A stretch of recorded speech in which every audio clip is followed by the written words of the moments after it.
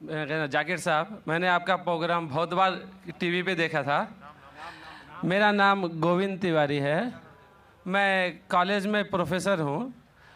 मैं जिस एरिया में रहता हूँ उस एरिया के आसपास कई मुस्लिम ऑर्गेनाइजेशन अपनी स्कूल चलाते हैं, और उस स्कूल में स्टार्टिंग में जब प्रेयर होता है वहाँ पर न ही वंदे मातरम गाया जाता है। जब मैंने उनके प्रिंसिपल से पूछा कि आप ऐसा क्यों करते हो, आप वंदे मातरम क्यों नहीं गाते हो स्कूल में, तो कहते हैं वंदे मातरम में हिंदू है।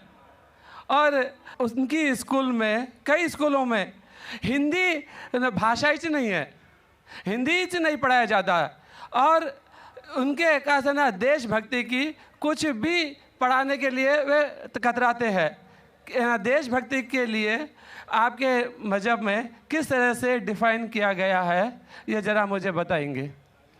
भाई साहब ने एक सवाल पूछा है कि वो कई बार मेरे प्रोग्राम सुनते हैं टेलीविज़न पे, और कहा है कि एक इलाका है जहाँ कई मुसलमान स्कूल है लेकिन वहाँ वंदे मातरम नहीं पढ़ाया जाता है, हिंदी नहीं पढ़ाया जाता है, क्या सही है? और आपके मज़हब में, इस्लाम में देशभक्ति के बारे में क्या कहा गया है? पहला सवाल कि मुस्लिम स्कूल में वंदे मातरम क्यों नहीं कहा जाता। हमें ये देखना चाहिए कि कोई भी गाना या कोई भी चीज़ आप कहते हैं उसकी मानी क्या है। आप जब वंदे मातरम पढ़ते हैं उसकी मानी है कि हम सिजदा करते हैं इस देश जो हमारी माता है, ऐसे कहा जाता है, और हम इसकी पूजा करते हैं। ये हमारे लिए शिर्क है, शिर्क है इस्लाम में, और गलत है हिंदुइज्म में भी। हिंदुइज्म में भी आपको इबादत सिर्फ करना चाहिए एक खुदा की, धरती की नहीं।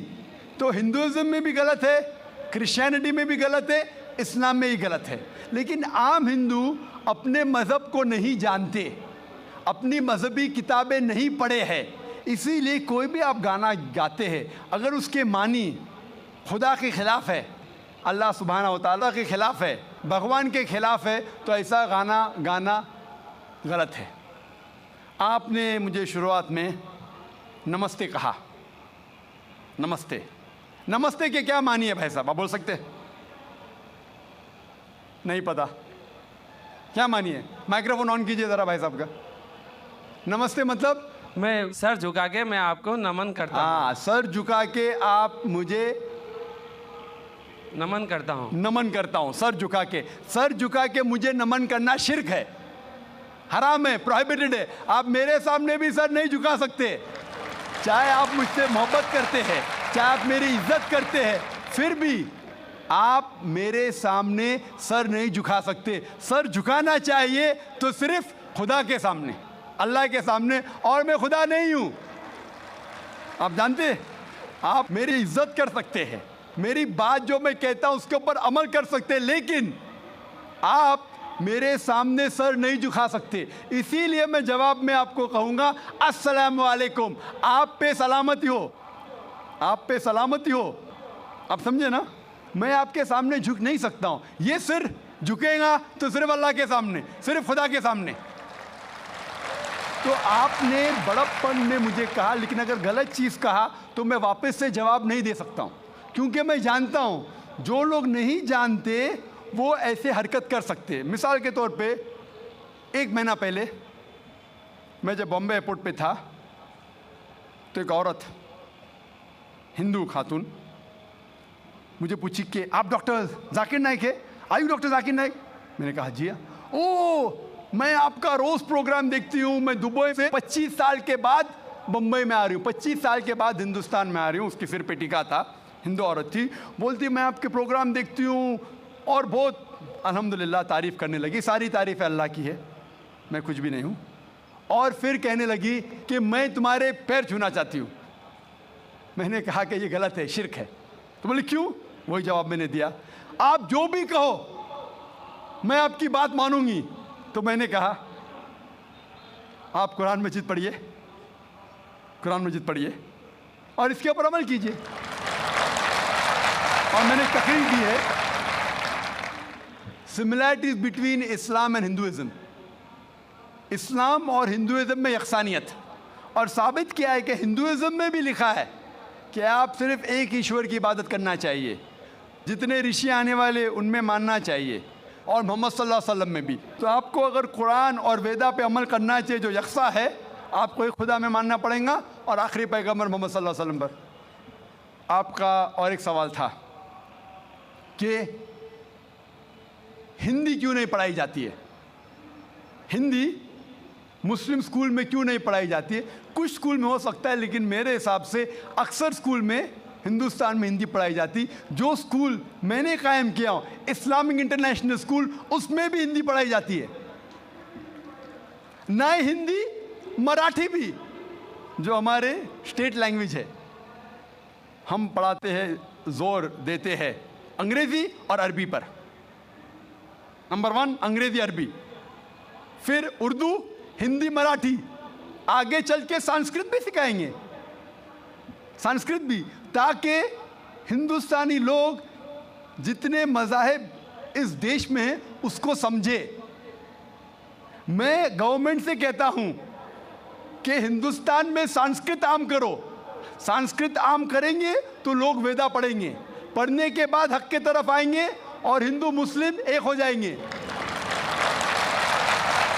हिंदी तो छोड़ो, संस्कृत, क्योंकि वेद संस्कृत में, हिंदी में नहीं है। हिंदू की ज़बान है संस्कृत, और मैंने तकरीर की है हिंदुइज्म और इस्लाम में यकसानियत।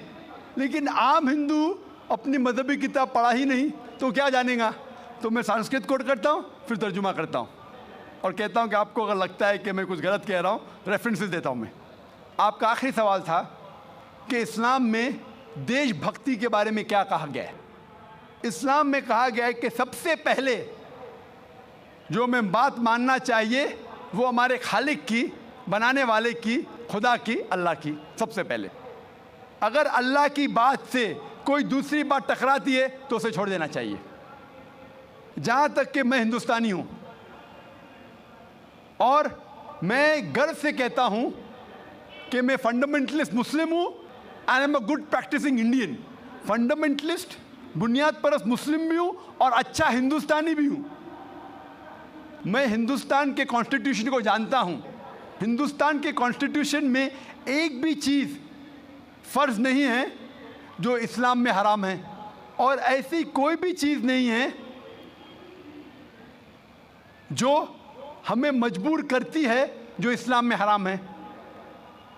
और हिंदुस्तान के कॉन्स्टिट्यूशन में, इंडियन कॉन्स्टिट्यूशन में ऐसी कोई भी हराम चीज़ नहीं जो इस्लाम में फ़र्ज़ है और इंडियन कॉन्स्टिट्यूशन में हराम है।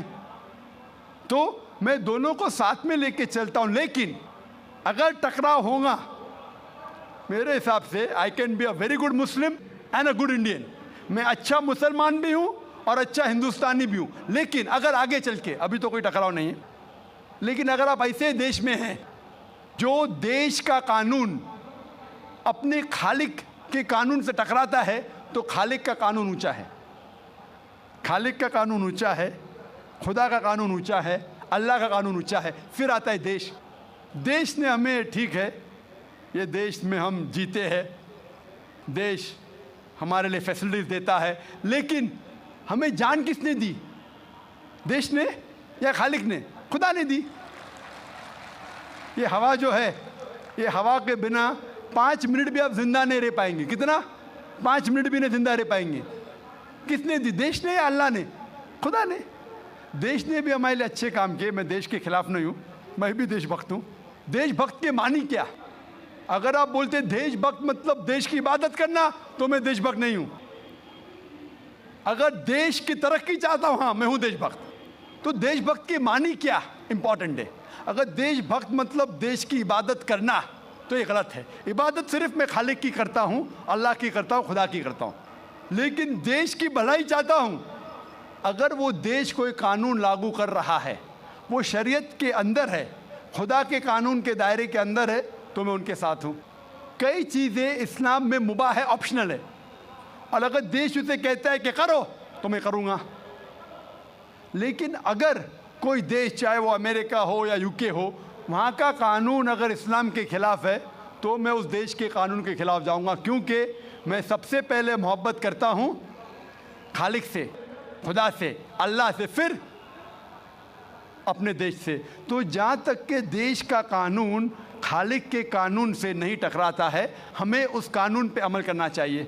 और मेरे नज़रिए से एक भी हिंदुस्तान का कानून मुझे मजबूर नहीं करता इस्लाम के खिलाफ। इसीलिए मैं कहता हूँ I am a very good practising Muslim, fundamentalist Muslim, at the same time a very good practising Indian. Hope that answers the question.